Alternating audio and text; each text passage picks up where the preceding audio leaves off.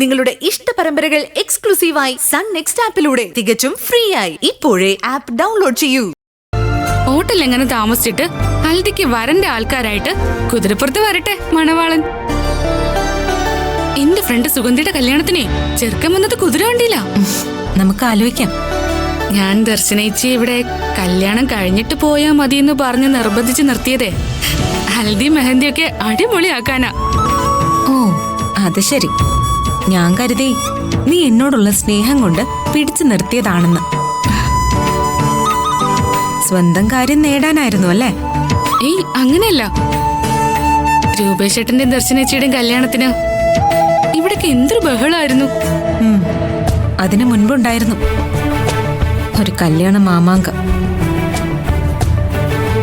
ശില്പയുടെ. അതൊക്കെ വീണ മറന്നോ? ഇല്ല, അന്ന് നിഖിലേട്ടൻ വന്നിട്ടില്ലല്ലോ. ഞാൻ ഗീതമാമ്മയെ കണ്ടൊന്ന് സംസാരിക്കട്ടെ. എന്റെ ഇപ്പോഴത്തെ അവസ്ഥ വീണയ്ക്ക് അറിയാലോ. തൂക്കാൻ വിധിക്കപ്പെട്ട പ്രതിയുടെ അവസാനത്തെ ആഗ്രഹം നിറവേറ്റിക്കൊടുക്കും പോലെയല്ലേ. ഏതായാലും മരുവത്തൂരിൽ നിന്നും പുറത്തേക്കാ പോവേണ്ടത്. അതിനിടയ്ക്ക് വീണ് കിട്ടിയ കുറച്ച് ദിവസങ്ങൾ. ഈ മരുവത്തൂരിൽ നിന്നും ഇറങ്ങിപ്പോവേണ്ട ഞാൻ ഇനി എന്താഘോഷിക്കാനാ? എങ്കിലും നിങ്ങളുടെ വിവാഹം മംഗളമായി നടക്കാൻ ഞാൻ എന്റെ സങ്കടങ്ങൾ മറന്ന് നിന്റെ ഒപ്പം ഉണ്ടാവും. നമുക്ക് ഹൽദിയൊക്കെ അടിച്ചു പൊളിക്കണം. ഞാൻ ഏതായാലും ഗീതമാമ ഒന്ന് കാണട്ടെ. അവിടെ ഉണ്ട്. ഹാപ്പി ആയിട്ടിരിക്കെ, നമുക്ക് ശരിയാക്കാം. ശരി.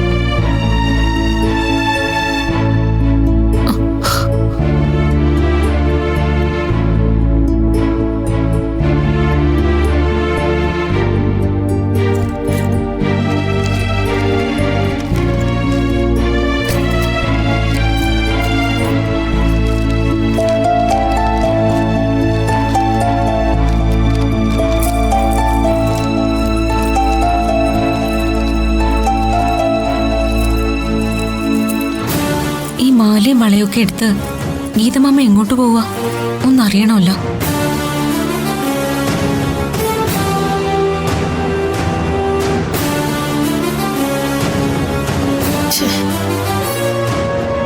ഗീതമാമേ, എന്തോ ആർക്കോ കൊടുക്കാനായിട്ട് നിൽക്കുവാണല്ലോ. ആരെയാ കാത്തിരിക്കുന്നെ? ആ താക്കോലിനെയാ. അവനിങ്ങോട്ട് വരാന്ന് പറഞ്ഞതാ. ഇപ്പൊ അവനെ കാണുന്നില്ല. താക്കോൽ ഇപ്പൊ എന്നെ ഫോണിൽ വിളിച്ചതേ ഉള്ളൂ. അവന് വരാൻ പറ്റില്ല. ഇതാണ് അവന്റെ കുഴപ്പം. ഒരാവശ്യത്തിന് വിളിച്ച സമയത്തിന് വരില്ല. ഇതിപ്പോ അവന്റെ കുറ്റമല്ല. ഇങ്ങോട്ട് വരാൻ വേണ്ടി തന്നെ വന്നതാ. വഴിക്ക് വെച്ച് ബൈക്കിൽ നിന്ന് മറിഞ്ഞു വീണു. അയ്യോ. ഏതോ പെൺകൊച്ചു ക്രോസ് ചെയ്ത് അവനെ ഇടിച്ചിട്ടതാ. അയ്യോ. കാലിനൊക്കെ ഒടിവുണ്ട്. ആശുപത്രിയിൽ നിന്നാ വിളിച്ചത്.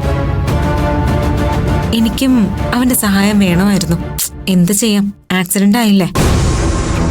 ഗീതമാമയ്ക്കിപ്പോ എന്താ വാങ്ങേണ്ടത്? അതോ പണയം വെക്കാനോ മറ്റോ ആണോ? അല്ല, മോളെന്താ എന്നോട് അങ്ങനെ ചോദിച്ചേ?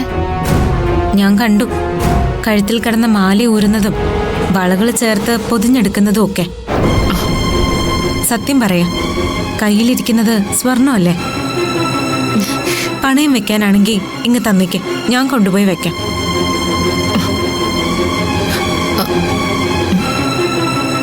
ഉള്ള സത്യം ഞാൻ പറയാം.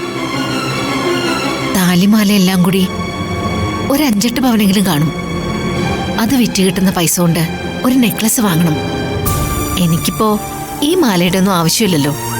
പിന്നെ കല്യാണമായിട്ട് അവൾക്ക് എന്തെങ്കിലും കൊടുക്കണ്ടേ? ഞാൻ അവളുടെ അമ്മയല്ലേ. അതൊക്കെ അമ്മ നോക്കിക്കോളും. ഒരു കുറവും വരത്തില്ല.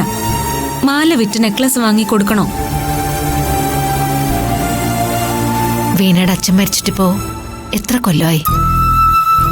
കഴുത്തൊഴിയാതിരിക്കാൻ വേണ്ടി ഞാൻ ഇട്ട് നടന്നേ ഉള്ളൂ. ഭർത്താവ് മരിച്ച അന്ന് തന്നെ താലിമാല ഊരി വാങ്ങുന്ന ഒരു ചടങ്ങുണ്ട് ചില ഇല്ലങ്ങളിൽ. എനിക്കായിട്ട് അവൾക്കൊരു നെക്ലസ് കൊടുക്കണമെന്ന് തോന്നി. കുറച്ചിറക്കവും പൊലിമയൊക്കെ ഉള്ള ഒരു നെക്ലസ്. ഗീതമാമയ്ക്ക് വീണയ്ക്ക് കൊടുക്കാൻ ഒരു നെക്ലസ് വേണം. അത്രയല്ലേ ഉള്ളൂ. അത് ഞാൻ ഏറ്റു. അത് അല്ല, ഈ മരുവത്തൂരുകാര് അടുക്കളയിൽ ജോലി ചെയ്യുന്നവരെ മനുഷ്യരായിട്ട് പോലും കാണുന്നവരല്ലേ? പറയുമ്പോ വലിയ തറവാട്ടുകാര്, കോടീശ്വരന്മാര്. കഷ്ടം. വീട്ടിലെല്ലാവർക്കും അന്നം കൊടുക്കുന്നവര്. അവരുടെ ആഗ്രഹങ്ങളും ആവശ്യങ്ങളും ആരും അറിയുന്നില്ലേ? അത്ര ദൂരമില്ലല്ലോ. ഡൈനിങ് ടേബിളിന് തൊട്ടടുത്തല്ലേ അടുക്കള. ദർശന എന്താ പറയുന്നതെന്ന് എനിക്ക് മനസ്സിലായില്ല. എന്നെ വെറൊരു അടുക്കളക്കാരിയായിട്ട് ഇവിടെ ആരാ കാണുന്നത്? അല്ല ഗീതമാമേ, ഗീതമാമയ്ക്ക് സുഖമില്ലാതായപ്പോ ഞാനും കുറെ നാള് അടുക്കളക്കാരി ആയിരുന്നില്ലേ? IAS, ഇന്ത്യൻ അടുക്കള സർവീസ്. അന്നിവിടുത്തെ തമ്പ്രാട്ടികളുടെ നാട്യങ്ങളൊക്കെ ഞാനും കുറെ കണ്ടു. ഗീതമാമ ഈ വീടിനു വേണ്ടി ഒരായുസിന്റെ നല്ല ഭാഗം മുഴുവൻ അടുക്കളയിൽ കിടന്ന് ജോലി ചെയ്തു. പക്ഷെ ആ ജോലിക്ക് ശമ്പളമില്ല. എന്തെങ്കിലും ചോദിച്ചു വാങ്ങാന്ന് വെച്ചാ വിളമ്പിത്തന്ന ഭക്ഷണത്തിന് കണക്ക് പറഞ്ഞൊന്ന് മറ്റുള്ളവര് പറയും. ഗീതമാമയ്ക്കും കൂടി അവകാശപ്പെട്ടതല്ലേ ഈ മരുവത്തൂരിന്റെ സ്വത്തും അധികാരവും ഒക്കെ? സ്വന്തം കുടുംബത്തിന് വേണ്ടിയാണെങ്കിലും രാപ്പകലില്ലാതെ ശമ്പളവും ഇല്ലാതെ ജോലി ചെയ്യുന്നവരെ മനസ്സിലാക്കാൻ അമ്മയ്ക്ക് പോലും കഴിയുന്നില്ലല്ലോ എന്ന് ഓർക്കുമ്പോഴാ. അയ്യോ, ഏട്ടത്തെ കുറ്റം പറയണ്ട. എന്റെ മോളുടെ ഈ കല്യാണം വരെ നടത്തുന്നത് ഏട്ടത്തിയല്ലേ? വേണ്ടെന്ന് പറഞ്ഞിട്ടും മെഹന്തിയും ഹൽദിയും ഒക്കെ ഏട്ടത്തിയുടെ ഏർപ്പാടല്ലേ? അതാണോ കഴുത്തിൽ കിടന്ന മാല പോലും ഊരി വിറ്റിട്ട് മോൾക്ക് നെക്ലസ് വാങ്ങി കൊടുക്കേണ്ട ഗതി വന്നത്? ഒരമ്മയുടെ ഗതികേട്. ഞാൻ ഈ വീട്ടിലുള്ളപ്പോ ഗീതമാമയുടെ കഴുത്തിൽ കിടന്ന മാല വിൽക്കേണ്ടി വരരുത്. മരുവത്തൂരിലെ ഗീതമാമയ്ക്ക് ഏതായാലും അങ്ങനെ ഒരു അവസ്ഥ ഉണ്ടാവാൻ പാടില്ല. ഗീതമാമ ഇവിടെ നിൽക്ക്, ഞാൻ ഇപ്പൊ വരാം.